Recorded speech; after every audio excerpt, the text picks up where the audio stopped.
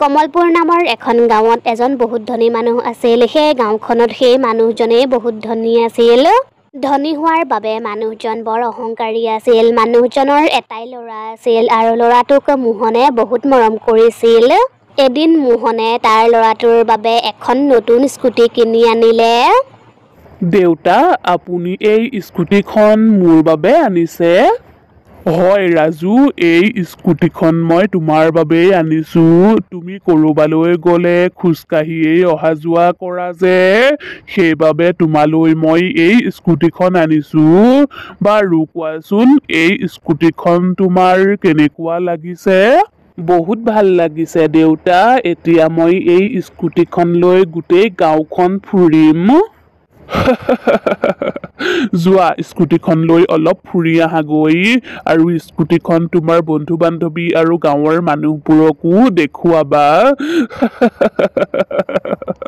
তাৰ পাছত ৰাজুৱে স্কুটিখন লৈ গোটেই গাঁওখন ফুৰিলে আৰু তাৰ স্কুটিখন দেখি গাঁৱৰ মানুহবোৰে লাগি চালে। ৰাতি হোৱাৰ লগে লগেই ৰাজুৱে স্কুটিখন তাৰ ঘৰৰ বাহিৰতে থৈ সি শুবলৈ গুচি গ'ল আৰু আধা ৰাতি গাঁওখনত এটা ভূত ঘূৰি ফুৰোতে ভূতটোৰ নজৰ ৰাজুৰ স্কুটিখনৰ ওপৰত পৰিল। আৰে বাহ, নতুন স্কুটিখন বহুত দামী যেন লাগিছে। ভালেই হ'ল মই এই স্কুটিখন দেখিলো। মই এতিয়া এই স্কুটিখন লৈ সকলোতে ফুৰিব পাৰিম। কিন্তু মই দেখোন স্কুটি চলাবই নাজানো। একো কথা নাই, স্কুটিখন পালোৱেই যেতিয়া চলাবলৈও শিকি যাম। তাৰ পাছত ভূতটোৱে স্কুটিখনত উঠিলে আৰু চলাবলৈ ধৰিলে আৰু সি স্কুটিখন চলাই গৈ মদনৰ ঘৰত খুন্দা মাৰি দিলেগৈ। আৰে কোন হয় বাৰু? কোনে এনেকৈ মোৰ ঘৰটোৰ বেৰত খুন্দিয়াইছে বাৰু? কোন হয়? মদন বাহিৰলৈ ওলাই আহি ভূতটোক দেখিলে। ক্ষমা কৰিব মোক, আচলতে মই ভালদৰে স্কুটিখন চলাব নাজানো যে, সেইবাবে মই আপোনাৰ ঘৰত খুন্দিয়াই দিলোহি। মই যেতিয়া ভালদৰে স্কুটিখন চলাব পাৰিম তেতিয়া আৰু মই এনেকুৱা ভুল মই দেখোন আপোনাক একোৱেই কোৱা নাই। মইনো বাৰু আপোনাক কি ক'ব পাৰো? ভাঙক, এই ঘৰটো আপোনাৰেই। মাত্ৰ মই থাকিবলৈ অকণমান ঠাই থলেই হ'ল। মই বাৰু এতিয়া ইয়াৰ পৰা যাব পাৰোনে? যাওক, আপুনি ইয়াৰ পৰা যাব পাৰে। মই এই স্কুটিখন চলাবলৈ শিকি আছো। ভূতটোক দেখি মদনে বহুত ভয় খালে আৰু পিছদিনা ৰাতিপুৱা মদনে গোটেই গাঁওখনৰ মানুহবোৰক জনাই দিলে, ৰাতি এটা ভূতে এখন নতুন স্কুটি চলাই গাঁওখনত ঘূৰি ফুৰিছে। সিফালে ৰাজুৱে তাৰ নতুন স্কুটিখন হেৰুৱাৰ বাবে বৰ চিন্তাত আছিল আৰু তেতিয়াই সিহঁতৰ ঘৰলৈ এজন মানুহ আহিল। ককাইদেউ, আপোনালোকৰ স্কুটিখনৰ চোৰটোক পাই গলো। কি? সঁচাকৈ? কচোন ক, মোৰ ল'ৰাটোৰ স্কুটিখন কোনে চুৰ কৰিলে? ভূতে চুৰ কৰিলে? ভূতে? আপুনি এইবোৰ কি কথা কৈ আছে? ভূতে আকৌ কেতিয়াবা স্কুটি চলাবলৈ ল'লে? মানুহজনৰ কথাবোৰ মোহন আৰু ৰাজুৱে বিশ্বাস নকৰিলে। ৰাতি হোৱাৰ লগে লগেই গাঁওখনলৈ ভূতটোৱে নতুন স্কুটিখন লৈ আহি চলাবলৈ চেষ্টা কৰিলে। নতুন স্কুটিখন পাই ভূতটোৱে পাহৰিয়েই থাকিলে সি যে মৰিল আৰু সি মৰাৰ পাছত যে এটা ভূত হৈ গ'ল। স্কুটিখনৰ শব্দ শুনি গাঁৱৰ মানুহবোৰে সাৰ পালে আৰু মানুহবোৰ ঘৰৰ পৰা বাহিৰলৈ ওলাই আহিল। ইমান ৰাতিখন কোনে বাইক চলাই আছে বাৰু? ভালদৰে শুবলৈও নিদিয়ে। কোন হয় বাৰু? কোনে ইমান ৰাতিখন বাইক চলাইছে বাৰু? আইতা, অলপ লাহে লাহে কওক। আপোনাৰে অশান্তি হোৱা নাই, আমাৰো অশান্তি হৈছে। আৰু বাইক চলোৱা নাই, স্কুটিহে চলাইছে। আপুনি চশমাখন পিন্ধি আগলৈ চাওকচোন। আইতাগৰাকীয়ে চশমাখন পিন্ধি আগলৈ চালে আৰু তেওঁ ভূতটোক স্পষ্টকৈ দেখিলে। ৰাজু, গাঁৱৰ মানুহবোৰে ঠিকেই কৈছিল, এইটো দেখোন সঁচাকৈয়ে ভূত হয়। এই ভূতটোৱে তোমাৰ স্কুটিখন বন্দী কৰি ল'লে। ঐ, আৰু এটা শব্দও নকবি, নহ'লে কিন্তু তোৰ দুয়োটা চকু উলিয়াই আনি মোৰ স্কুটিখনত লগাই থৈ দিম। এতিয়াৰে পৰা এই স্কুটিখন মোৰ হয়, মোৰ।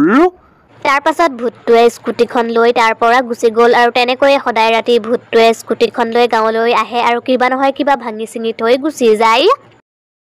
এদিন শেৱালিয়ে কান্দি কান্দি মোহনৰ ওচৰলৈ আহে। খুৰা, মোৰ মাৰ গাটো বহুত বেয়া, তেওঁক হস্পিতাললৈ নিব লাগিব। মই আপোনাৰ ওচৰলৈ সহায় বিচাৰি আহিছোঁ। মোক কেইটকামান পইচা ধাৰলৈ দিয়কচোন, মই আপোনাক অতি সোনকালেই পইচা কেইটা ঘূৰাই দিম। মোহনে শেৱালিক পইচা নিদিলে আৰু সেইবাবে শেৱালিয়ে মন বেয়া কৰি ঘৰলৈ আহি আছিল আৰু তেতিয়াই তাই ৰাস্তাতে ভূতটোক লগ পালে। মোৰ মায়েই যদি জীয়াই নাথাকে তেতিয়াহ'লে মইনো জীয়াই থাকি কি কৰিম? মই মাৰ অবিহনে জীয়াই থাকিব নোৱাৰো, গতিকে আপুনি মোক মাৰি পেলাওক আৰু মোক মাৰি খাই পেলাওক। শেৱালিয়ে ভূতটোক তাইৰ মাকৰ সকলোবোৰ কথা ক'লে আৰু তেতিয়াই ভূতটো গৈ মোহনৰ ওচৰ পালেগৈ। ঐ, এই স্কুটিখন মই তোক দিবলৈ আহিছো। কি সঁচাকৈ তই মোক এই স্কুটিখন দিবলৈ আহিছ? তই কিন্তু সঁচাকৈ বৰ ভাল দেই। দে মোৰ স্কুটিখন মোক দি দে।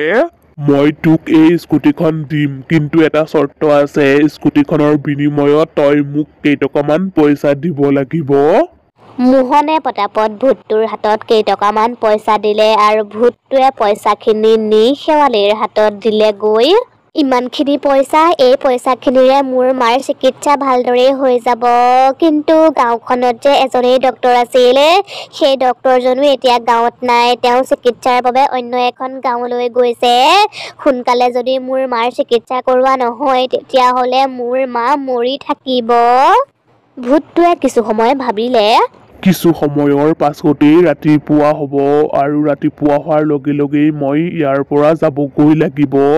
তাৰ আগতেই মই যিকোনো উপায়েৰে সেই স্কুটিখন আনিবগৈ লাগিব। ভূতটো পটাপট মোহনৰ ঘৰলৈ গৈ স্কুটিখন আনিলেগৈ আৰু স্কুটিখনত শেৱালি আৰু তাইৰ মাকক বহুৱাই লৈ চহৰ পোৱালেগৈ আৰু সি চহৰৰ পৰা পটাপট গাঁৱলৈ উভতি আহিলে।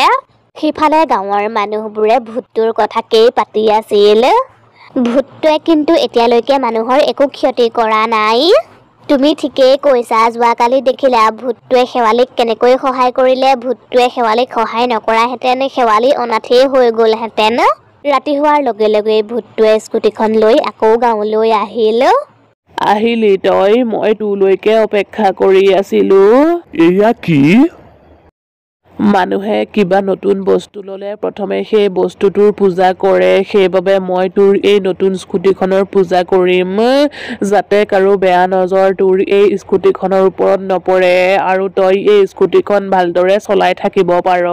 তাৰ পাছত আইতাগৰাকীয়ে স্কুটিখনৰ পূজা কৰিলে আৰু তাৰ পাছত ভূতটোৱে স্কুটিখনত আইতাগৰাকীক উঠাই লৈ গোটেই গাঁওখন ফুৰালে আৰু সেই দৃশ্যটো গাঁৱৰ মানুহবোৰে লাগি চালে। পিছদিনা ৰাতি গাঁৱৰ মানুহবোৰ শাৰী পাতি ৰৈ আছিল। আপোনালোক সকলোবোৰ এনেকৈ কিয় ৰৈ আছে? আমিও আপোনাৰ স্কুটিখনত উঠিব বিচাৰো, সেইবাবে এনেকৈ শাৰী পাতি ৰৈ আছো। ময়ো উঠিম দেই, আপুনি মোকো উঠাব আপোনাৰ স্কুটিখনত। হয় নেকি? এইটো কথাহে। ঠিক আছে, হ'ব, মই আপোনালোক সকলোকে মোৰ স্কুটিখনত উঠাই ফুৰাম।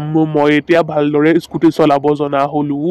হে ভগৱান, মোৰ লগত এইবোৰ কি হৈ গ'ল বাৰু? মোৰ ইমান ধুনীয়া স্কুটিখন ভূতটোৱে লৈ গুচি গ'ল।